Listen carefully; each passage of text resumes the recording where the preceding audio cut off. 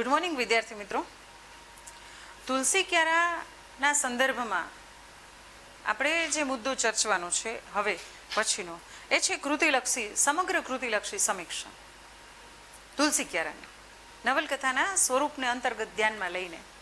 પણ એ પૂર્વે મારે તમને એક વાત કરવી છે કે ટી.એસ. એલિયટ આપણા પાશ્ચાત્ય મીમાંસક એને એક સરસ મજાનો નિબંધ આપ્યો, વોટ ઇઝ ક્લાસિક, એમ ક્લાસિક શું છે એ નિબંધ એને આપ્યો અને એમાં એને જણાવ્યું કે આ ક્લાસિક વસ્તુ શું. એટલે હમણાં હું આ નિબંધ, આ વાર્તાની વાત કરીશ ત્યારે હું કહીશ તમને કે ક્લાસિક કૃતિ છે. તો આ ક્લાસિક શબ્દ આવે એટલે તમને મનમાં થાય કે ક્લાસિક એટલે શું. તો ટી.એસ. એલિયટ એવું કહે છે કે જ્યારે સભ્યતા સંસ્કૃતિમાં, ભાષા અને સાહિત્યમાં પરિપક્વતા આવે ને ત્યારે પ્રશિષ્ટ કૃતિ સિદ્ધ થાય છે અને એવી કૃતિ અનિવાર્યતામાં પરિપક્વ માનસનું સર્જન બની રહે છે.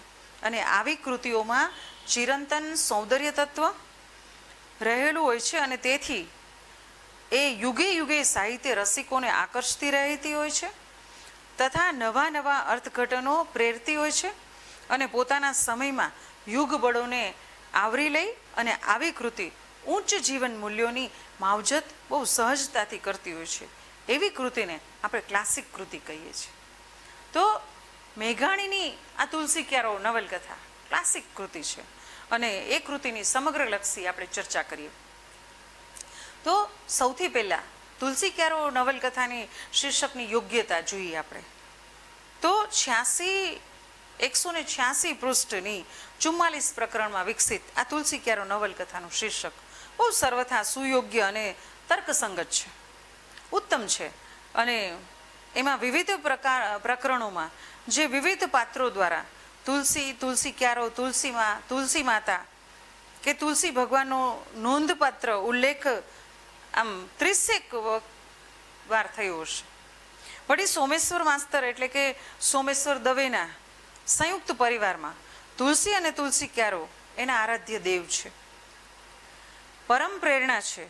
સોમેશ્વર માસ્તર છે ને પ્રતિદિન સવારે તુલસીને વંદન કરે, ભદ્રા તુલસી ક્યારે નમન કરે, વિરસુત વિચાર પરિવર્તન પછી તુલસી ક્યારે પ્રાર્થના કરે. અને નવલકથાના અંતિમ 44મા પ્રકરણમાં પ્રોફેસર વિરસુત તુલસી ક્યારા કંચનની પ્રાર્થના તો કે રટીને કરે છે કે હે જગતજનની, મારા દેવોના સંસારમાં અમારી વિયોગ વેદના ન મૂકે.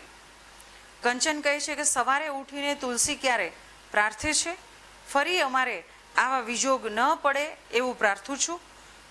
હે તુલસીમાં, ગાંડી યમુનાને તેડવા તેનો વર આવ્યો હતો, તેણે વિદાય લેતા તુલસી ક્યારે આંસુડે ભરી દીધો અને બાજુમાં દેવો ઊંઘતો હતો એના ઉપર ઊંચો તુલસીનો છોડ પોતાની મંજરીઓ વીંચતો ઢોળતો હતો. યમુના હાશ માડી, નાના ભાઈ મને જોઈ રહ્યો અને હસે છે, કેમ જાણે માતાજી તુલસી માને સમાચાર આમ ન આપતા હોય એવી રીતે. આમ તુલસી ક્યારો એ સમસ્ત પરિવારનો પ્રધાન આધાર છે, કૃતિનો કેન્દ્રવર્તી ભાવ છે. એટલે વિરસુત હોય, સોમેશ્વર માસ્તર હોય, ભદ્રા હોય કે ગાંડી યમુના હોય કે કંચન હોય કે નાનકડો પેલો દેવું હોય, આ બધાના પાત્રોની સાથે આ તુલસી ક્યારો જોડાયેલો છે. તો તુલસી ક્યારો નવલકથામાં યથોચિત એનો આરંભ થાય. કેટલો સરસ મજાનો આરંભ છે અને કૃતિનો આરંભ અને અંત છે એ મહત્વના હોય છે કૃતિમાં. તો આ કૃતિનો આરંભ કેટલો સુંદર થયો છે. પ્રખ્યાત નવલકથા તુલસી ક્યારાનો બહુ રસાત્મક અને વિગતપૂર્ણ અભ્યાસ કરીએ તો કુશળ સર્જક મેઘાણી તેના પ્રથમ પ્રકરણ કોના પ્રારબ્ધનું છે એમાં ઉચિતપણે એટલું સરસ રીતે લખે છે કે સોમેશ્વર માસ્તરની 25 વર્ષની યમુના ગાંડી હતી. એ ઊભી લાંબા હાથ કરીને અશ્લીલ ગાળો કાઢતી હતી.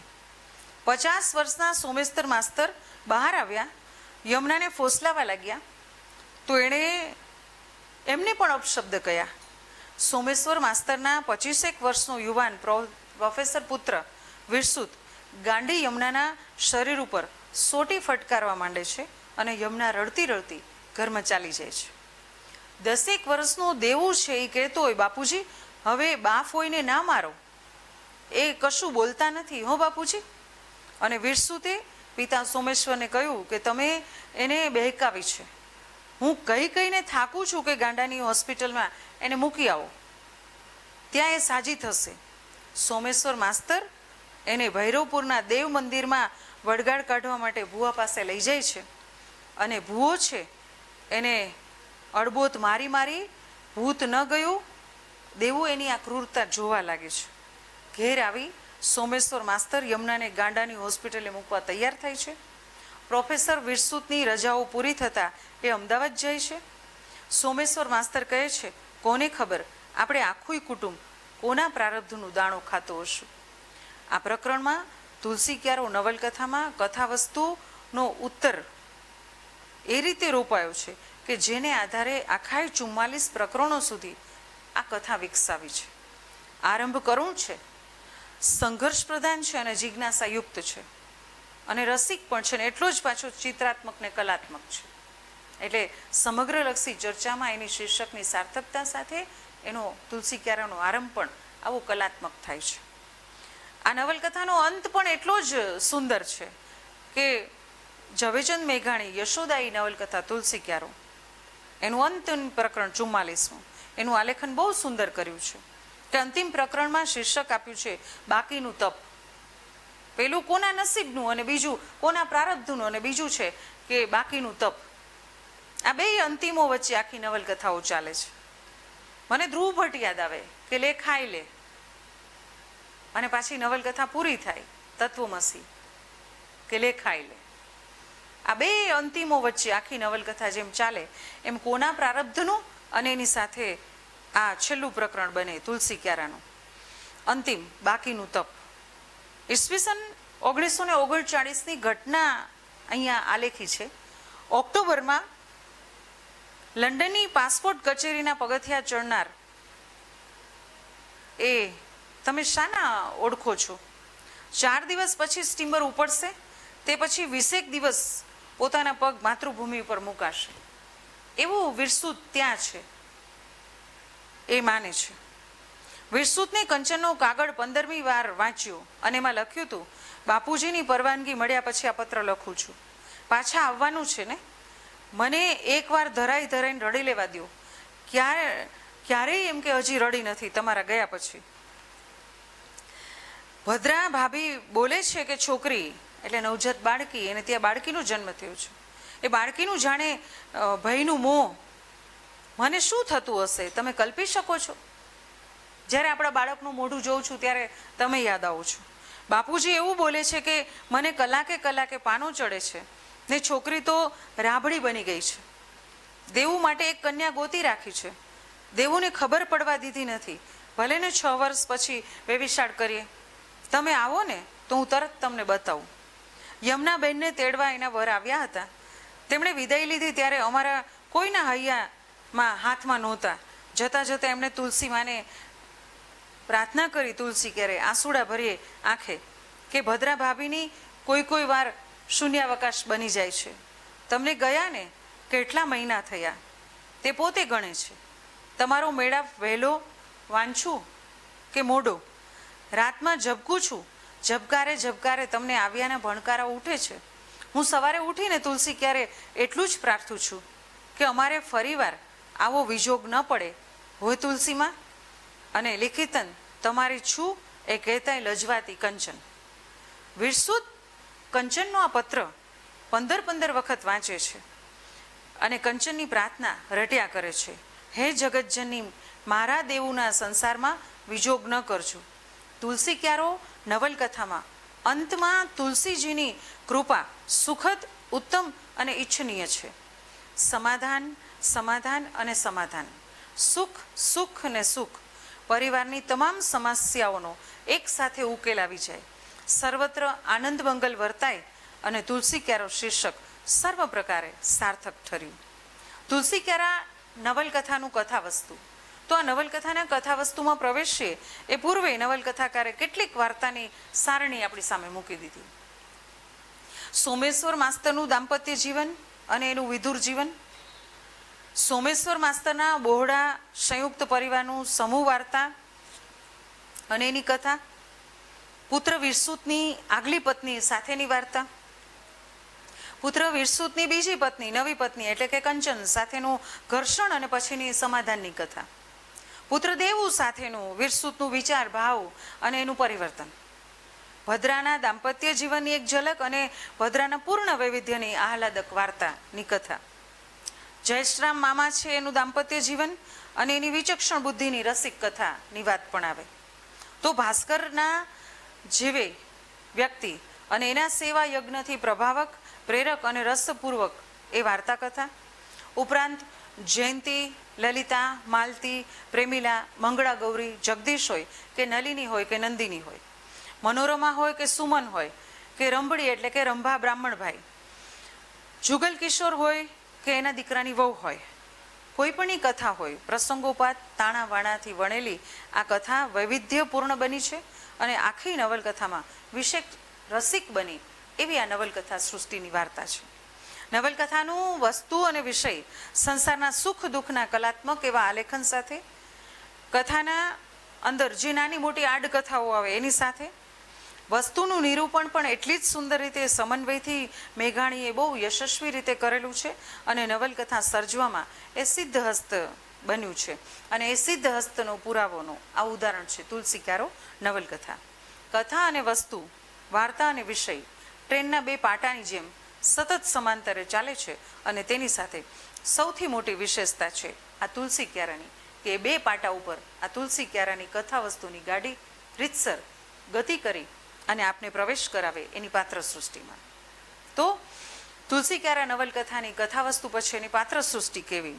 તો 44 પ્રકરણમાં વિકસિત તુલસી ક્યારાની યશોદાયી નવલકથાની પાત્ર સૃષ્ટિ પ્રત્યક્ષ અને પરોક્ષ રીતે બહુ ઉલ્લેખનીય બની છે અને સમૃદ્ધ પણ એટલી જ સુંદર રહી છે. સોમેશ્વર માસ્તર, યમુના, વીરસુત, દેવું, ભદ્રા હોય કે જયશ્રામ મામા હોય, અનસુયા, સોમેશ્વર માસ્તરના મૃત પત્ની સરસ્વતી ડોશી હોય કે વસુ હોય કે કંચન હોય, ભાસ્કરભાઈ, જયંતી, લલિતા, મજમુદાર, માલતી, પ્રેમિલા, વાઘા બાપા, ભવાની શંકર, રમાનો વર હોય, લલિતાનો વર હોય કે મંગળા ગૌરીનો વર, તારા જે સાથે વીરસુતનું નાનપણમાં વેવિશાળ થયું હતું તે, જગદીશ હોય કે નલિની હોય, નંદિની હોય કે સુમન હોય, મનોરમા હોય કે જુગલ કિશોર કે એમની દીકરાની વહુ હોય કે મનુજાની હોય, આ દરેક પાત્રો છે નવલકથામાં સર્જકે 3 ડઝનથી અધિક પાત્રો મૂકેલા છે.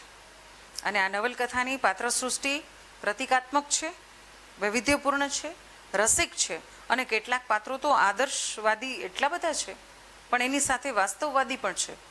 પાત્રો તત્કાલીન સમાજના યોગ્ય પ્રતિનિધિ બન્યા છે. પાત્રોની સાથે કથા વસ્તુને વેગ અપાયો છે. એટલે નવલકથાના સ્વરૂપ વિકાસમાં કહ્યું હતું કે કથા અને પાત્રો બે એક સિક્કાની બે બાજુ છે. કારણ કે કથા વસ્તુ ગતિ કરે છે ક્યારે ખબર પડે છે? જ્યારે પાત્રો છે એ નવલકથાને ગતિમાન રાખે છે ત્યારે. માટે એ બે એક સિક્કાની બે બાજુ છે. એટલે કથા વસ્તુનો વેગ આપનારા આ પાત્રો છે. સોમેશ્વર માસ્તર હોય કે જયશ્રામ મામા કે ભદ્રા હોય કે દેવું, એ પ્રભાવક રહ્યા છે આખી નવલકથામાં, વિચક્ષણ અને સંનિષ્ઠ રહ્યા છે પોતાના કુટુંબ પ્રત્યે અને પોતાની સામાજિક જે જવાબદારીઓ છે એના પ્રત્યે. પાત્રોનું વર્તન બહુ સાહજિક છે દરેક જગ્યાએ અને સ્વાભાવિક પણ લાગે છે. પાત્રાલેખનમાં વિવેક પુરસ્સર યોજાયો છે અને પાત્રોમાં સંઘર્ષ પણ છે અને પાછું એનું સમાધાન પણ આપ્યું છે. પાત્રોમાં જીવંત એવું કહી શકાય વર્તનારું અનાયસ તત્વ અંદર પ્રવેશે છે. તો વિરલ અને યાદગાર બન્યા છે આ પાત્રો. એનું આલેખન વિવેકથી કર્યું છે અને રસિકતાથી પણ થયું છે. એટલે એકંદરે જોઈએ તો પાત્ર સૃષ્ટિ છે ને જેટલી વિશાળ છે એટલી જ રસાળ અને કલાત્મક અને ઉત્તમ ને પ્રશંસનીય બની છે.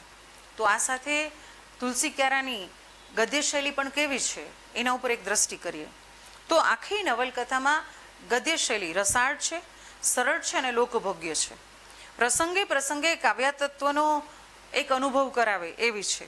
અનાયાસે પાત્રોચિત, પ્રસંગોચિત અને વિષયોચિત, ભાવને ઉચિત એવા સંવાદો રચાયા છે જે આસ્વાદ્ય બન્યા છે. એના કેટલાક ઉદાહરણો જોઈએ તો સૂર્યોદયનું વર્ણન કરી શકાય, સૂર્યાસ્તને પણ શબ્દમાં ઉતારી શકાય, પણ માથા પર આવેલા મધ્યાહ્નના સૂર્યનું તેજ તેમ તેનો પ્રતાપ પ્રચંડ હોવા છતાંય તેનું સ્વરૂપ આલેખવું વિકટ છે. આ એક સંવાદ આ ગદ્ય શૈલીનું એક રૂપ બહુ ધ્યાનાર્થ બને છે. અહીંયા મેઘાણીની કલમ ગદ્યની બદલે પદ્ય ઉપર ચાલતી હોય ને એવું લાગે છે. તો બીજું એક ઉદાહરણ એવું છે કે સૌ સૂતા હતા એ વખતે આકાશી એકાંતમાં ચાંદો જાણે ચૂપકી દેથી રૂપાનો પાટો અને પાટો ગાળતો હતો. ગાડી ગાડીને નભો મંડળમાં અઢળક ઢોળતો હતો અને કૃપણને દિલાવર બનતા પ્રેરે તેવી ચાંદની હતી.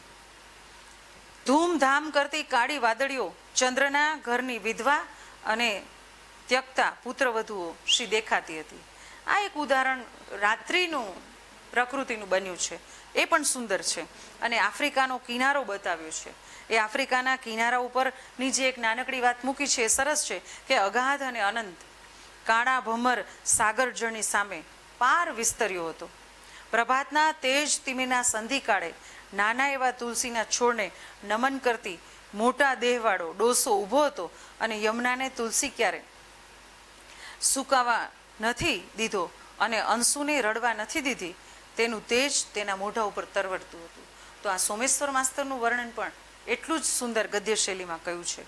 વળી એક જગ્યાએ એવું કહ્યું કે અષાઢના ઘેરાયેલા દિવસો રસોડામાં અંધારું પડ્યું. આ એક નાનકડું વાક્ય પણ બહુ સુંદર છે.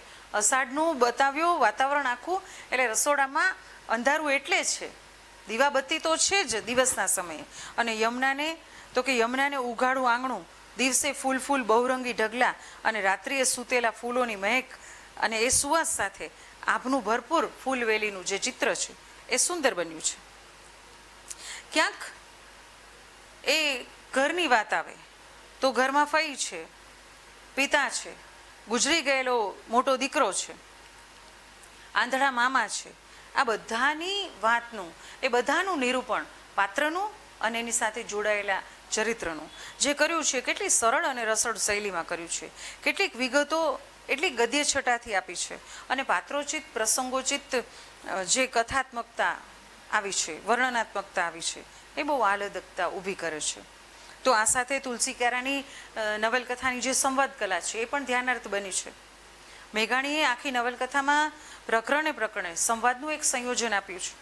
કૃતિને એક પ્રકરણ એવું નથી કે એકથી અધિક સંવાદો ન સંયોજ્યા હોય. આપણે એના થોડાક રસભર સંવાદોને જોઈએ. સોમેશ્વર માસ્તર છે એ કહે છે બસ તારી બા એમ જ કહેતા, મારી જબરી બાને જબરી બા મને નથી ગમતી પણ મને એ બહુ ગમે છે. પણ તમારી બા લો દાદા એમ કહીને છોકરો જે સંવાદ કરે છે એ સંવાદ સરસ છે. પછી ભદ્રા સાથે ને દેવું સાથેનો સંવાદ સરસ છે. એટલે ભદ્રા અને બા કહેતો હોય છે.